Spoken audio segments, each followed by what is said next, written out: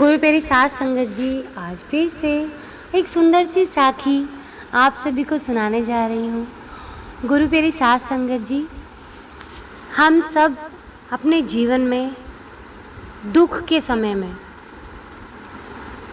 बहुत ज़्यादा कई बार ऐसा होता है कि दुख के सागर में डूब जाते हैं, और कई लोग ऐसे होते हैं जो दुख से बहुत जल्दी उभर आते हैं। तो गुरु प्यारी साध संगत जी, आज की जो साखी है उसे सुनकर आपके जीवन की सारी तकलीफ़ें, दुख मिट जाएंगे।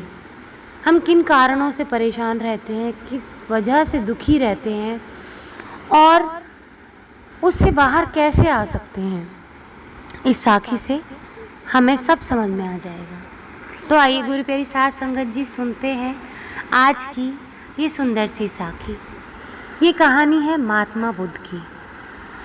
महात्मा बुद्ध जी अपने शिष्यों के साथ एक बार ऐसे ही बैठे हुए थे और उन्हें प्रवचन दे रहे थे। तभी पास में आकर एक राजा उनके पैरों में गिरते हैं और कहते हैं कि हे महात्मा बुद्ध जी, मैं पहले बहुत ज़्यादा क्रूर हुआ करता था तो लोग मेरा सम्मान करते थे। पहले किसी की ज़रा सी भी गलती हुआ करती थी तो मैं उसे सख्त से सख्त सज़ा दिया करता था, लेकिन जब से आपने मुझे अहिंसा का पाठ पढ़ाया है, मैंने किसी को भी सज़ा देना बंद कर दिया है।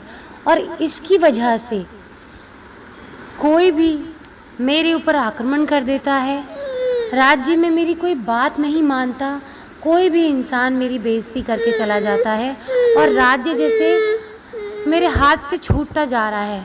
कोई भी इंसान मेरी आज्ञा का पालन नहीं करता, जिसकी वजह से अराजकता मेरे राज्य में फैल गई है। तो उन्होंने कहा कि इसके लिए मैं तुम्हें एक कहानी सुनाऊंगा, तुम्हें तुम्हारे सारे सवालों का जवाब मिल जाएगा। महात्मा बुद्ध ने कहा कि एक बार एक गांव में एक बहुत जहरीला सांप रहा करता था। वो सबको डस लिया करता था। उसका बड़ा दबदबा बना हुआ था, बड़ा डरते थे लोग। जहाँ पर भी वो सांप रहता था, उसकी एक जगह थी कि वो वहीं पर मिलता था।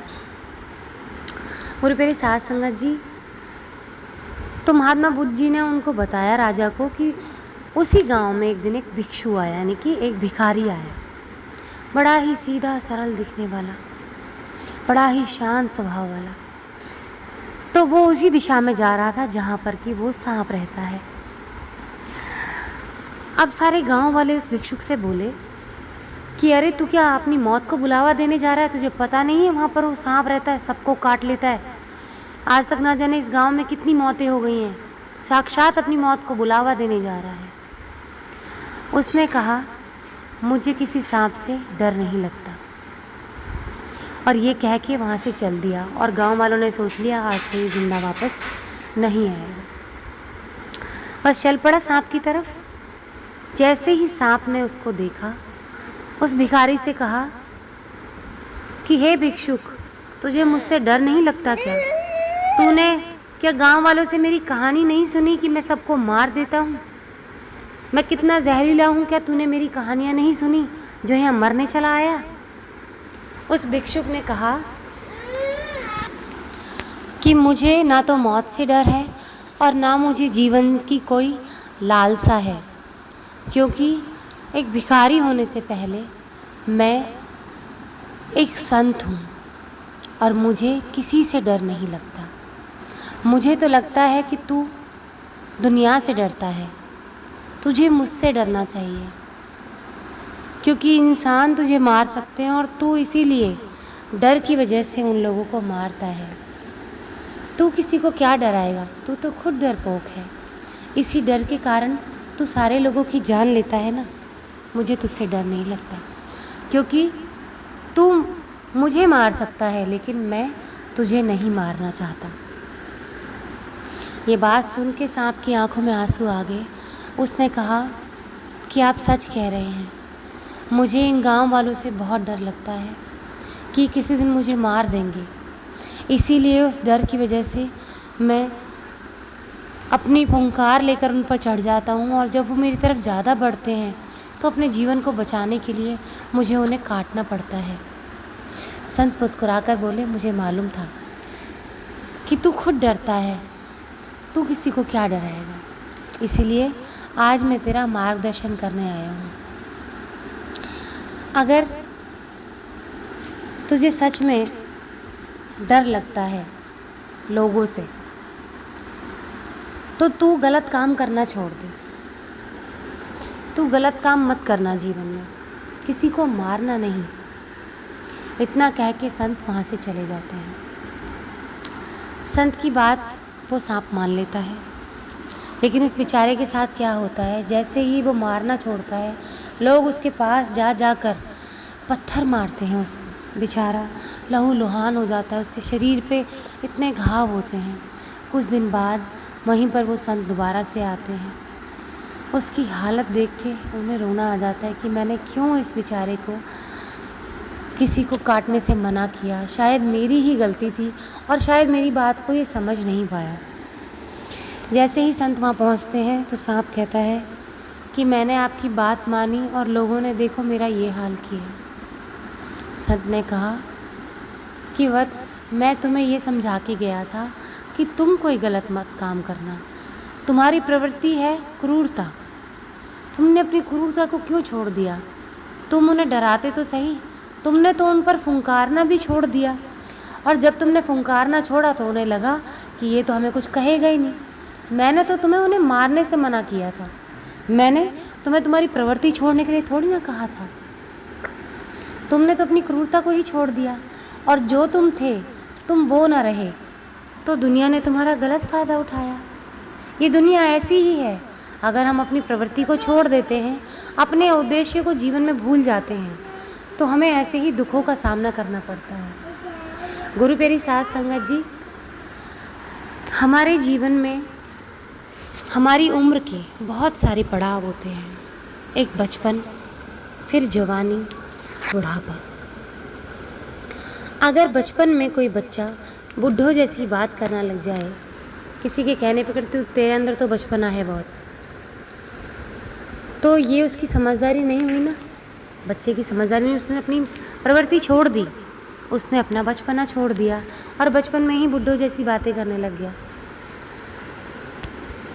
अगर कोई जवान और बूढ़ा समझदारों जैसी बात न करके अल्लड़ों वाली बात करे और ऐसे डिसीजंस ले अपनी ज़िंदगी में जिनसे सबको तकलीफ़ हो, बचपना जैसी जिसकी कोई तुक ना हो,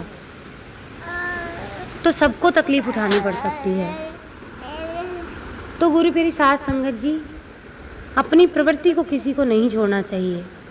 महात्मा बुद्ध ने उस राजा को बताया कि उसकी प्रवृत्ति थी क्रूरता, लेकिन उसने अपनी क्रूरता को छोड़ दिया, उनको डराना छोड़ दिया, मारना छोड़ने को कहा था मैंने उनसे।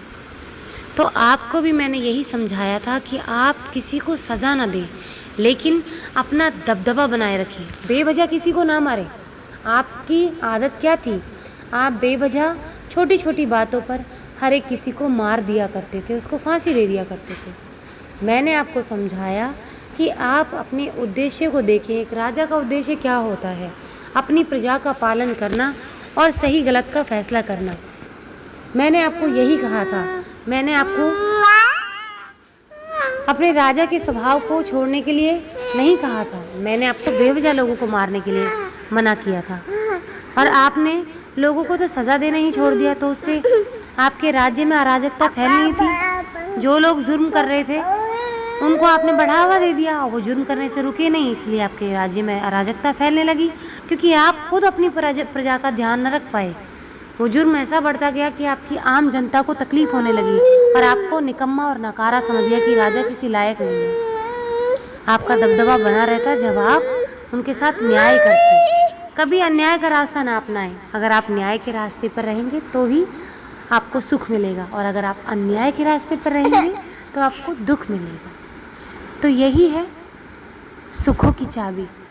आप अपनी प्रवृत्ति को ना छोड़ें, आप जैसे हैं वैसे रहें, लेकिन कोई गलत काम ना करें, तो आपके जीवन में सुख ही सुख है। और अगर आप अपनी प्रवृत्ति को छोड़ देंगे लोगों के कहने पर और गलत हो जाएंगे, तो आप दुख ही दुख पाएंगे अपने जीवन में।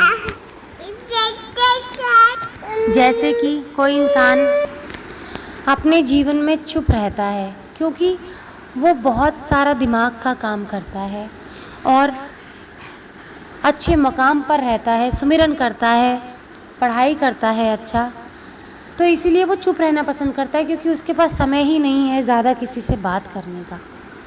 लेकिन अगर दुनिया की बातों में आकर वो अपनी पढ़ाई लिखाई छोड़कर सबसे बातें करना शुरू कर दे, अपना काम धंधा बंद करके सबसे बातें करना शुरू कर दे, तो दुनिया उसको मूर्ख समझेगी और वो अपने जीवन में कुछ अचीव भी नहीं कर पाएगा। आप खुद सोचिए, एक होशियार बच्चा जो चुप रहता है, पढ़ता लिखता रहता है, वो अपनी पढ़ाई लिखाई छोड़ के अपने उद्देश्य को भूल के अब सबसे बात करना लग जाए, अपने कीमती समय को यूं ही बर्बाद करता रहे, तो क्या उसको कोई समझदार कहेगा? कुछ दिन उससे लोग बात करेंगे और फिर कहेंगे ये तो बात करता रहता है, तो बहुत बोलता है, इससे बात मत करो। तो उसको कहीं का नहीं छोड़ा उन लोगों ने। तो हमें लोगों की बात को अपने जीवन में सिर्फ उतना ही धारना है जितनी ज़रूरत हो। आप अपने उद्देश्य को कभी ना भूलें। तो गुरु प्यारी साध संगत जी, आज इसी के साथ इस सुंदर सी साखी को यहीं समाप्त करना चाहूँगी। मिलती हूँ आपसे अपनी अगली वीडियो में नई साखी के साथ। तब तक के लिए खुश रहें, सुमिरन करते रहें, सच्ची सेवा करते रहें।